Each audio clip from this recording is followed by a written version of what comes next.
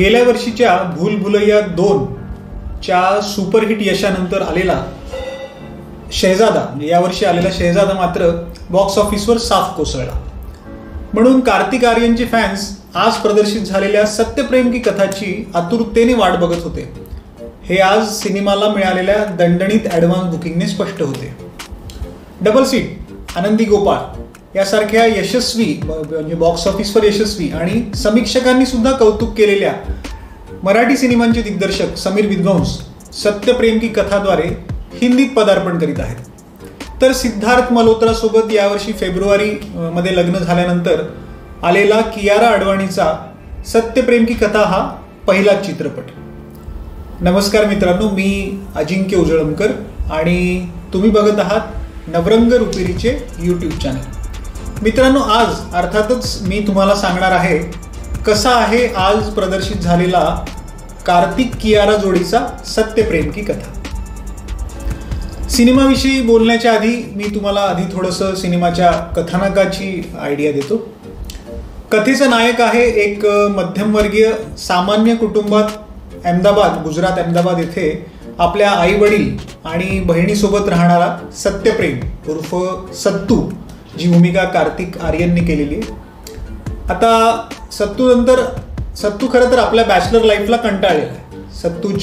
सत्तूने लॉची final exam दिली आहे, पण त्यात तो फेल झाला आणि नोकरी किंवा धंदा पाणी काहीच नसल्याने त्याचे लग्नही ठरत नाहीये. त्याची आई जी गरब्याचे डान्स क्लासेस घेत असते, सुप्रिया पाठकने याची भूमिका केलेली आहे आणि त्याचे वडील गजराज राव यांनी त्याची भूमिका केली आहे. हे सत्तूला काहीतरी धंदा पाणी बघ म्हणून सतत मागे लागलेले असतात. मात्र सत्तूला आधी लग्न करायचं. एका गरब्यात भेट झाल्यानंतर सत्तू जवळपास गेल्या वर्षभरापासून एकतर्फी प्रेमात पडलाय. कोणाच्या तर कथा अर्थातच कियारा अडवाणी.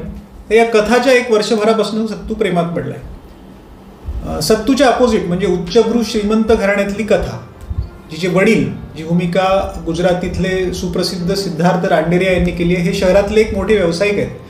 तर आई, जी भूमिका अनुराधा पटेलने केली आहे, ही एक हाऊसवाईफ आहे. सत्तूच्या प्रेमाच्या कबुलीनंतरही त्याकडे दुर्लक्ष करणाऱ्या कथाचे प्रेम असते एका दुसऱ्या तरुणाशी, ज्याचं नाव असतं तपन.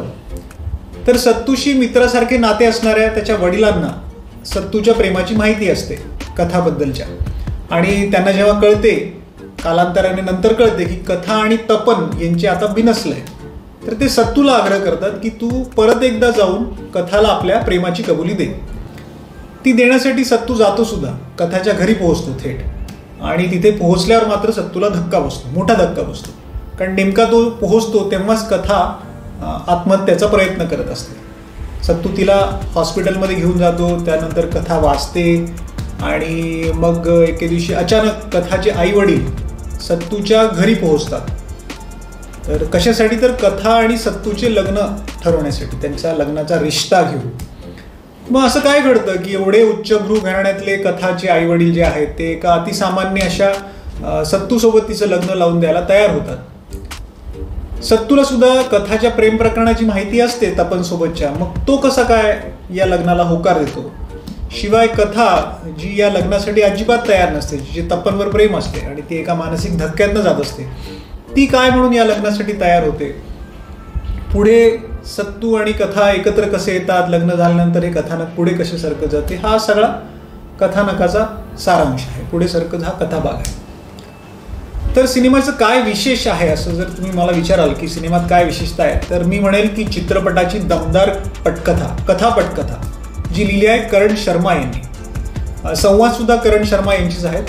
पटकथेची विशेषता म्हणजे ही पटकथा जेवढी तुमची करमणूक करते ना, अखेरीस म्हणजे चित्रपटाच्या अखेरीस तितकाच प्रभावी असा एक संदेश सुद्धा देते. एक सामाजिक संदेश आहे त्यामध्ये.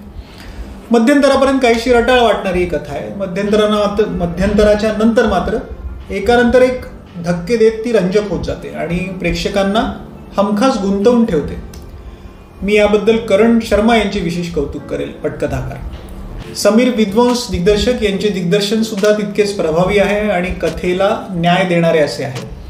कथेतील सत्तू आणि त्याच्या वडिलांचे जे मैत्रीपूर्ण नातं दाखवले, तर त्या दोघांदरम्यानचे जे सीन्स आहेत, जे प्रसंग आहेत, ते खूप छान जमले आहेत.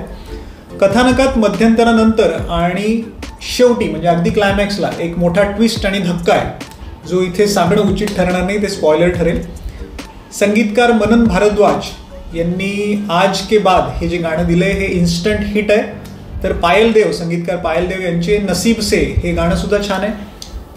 पसुरीनू या सुप्रसिद्ध पाकिस्तानी गाण्याचे अरिजित सिंग यांनी गायलेलं व्हर्जन या सिनेमात एकदा ऐकायला मिळतं, ते पण छान जमलंय. थोडक्यात संगीताच्या बाबतीत चित्रपट प्लस आहे. छायांकन, पार्श्वसंगीत ह्या डिपार्टमेंटमध्ये सुद्धा आणि इतर तांत्रिक गोष्टीमध्ये सुद्धा चित्रपट बऱ्यापैकी आहे. अभिनयाच्या बाबतीत आउटस्टँडिंग परफॉर्मन्स असे ज्याला म्हणता येईल तो आहे कियारा अडवाणीचा. म्हणजे कार्तिकच्या आधी मी तिचं नाव घेतोय. कमालीचा प्रभावी आणि हृदयस्पर्शी अभिनय केलाय कियाराने. कियारा अक्षरशः कथाची भूमिका जी आहे ना ती कियारा अक्षरशः जगली. कियारा सोबत कार्तिकने सुद्धा सत्तू झकास साकारलाय. कार्तिक तसा अशा प्रकारच्या रोलमध्ये खूप इझिली वावरत असतो. कार्तिकच्या हा करिअरमधला one of the best performance ठरावा आणि कियाराचं सुद्धा. कार्तिकपेक्षा कियाराचा अभिनय जास्त प्रभावी असं माझं वैयक्तिक मत आहे. कार्तिकच्या आईवडिलांच्या भूमिकेत सुप्रिया पाठक आणि गजराजराव यांचं काम सुद्धा छान झालंय. कियाराच्या आईवडिलांच्या भूमिकेत मात्र ज्या दोघांनी रोल केला अनुराधा पटेल आणि गुजराती रंगभूमीचे सिद्धार्थ रांडेरिया यांच्याऐवजी हिंदीतला आणखी कोणीतरी वजनदार कलाकारांची आवश्यकता इथे होती असं मला वाटलं. चित्रपटात नाविन्य काय असं विचाराल तर कथानकात खूप काही नाविन्य जरी नसलं तरी जो ट्विस्ट आहे कथानकात येणारा मध्यंतरानंतर आणि त्याला दिलेली एक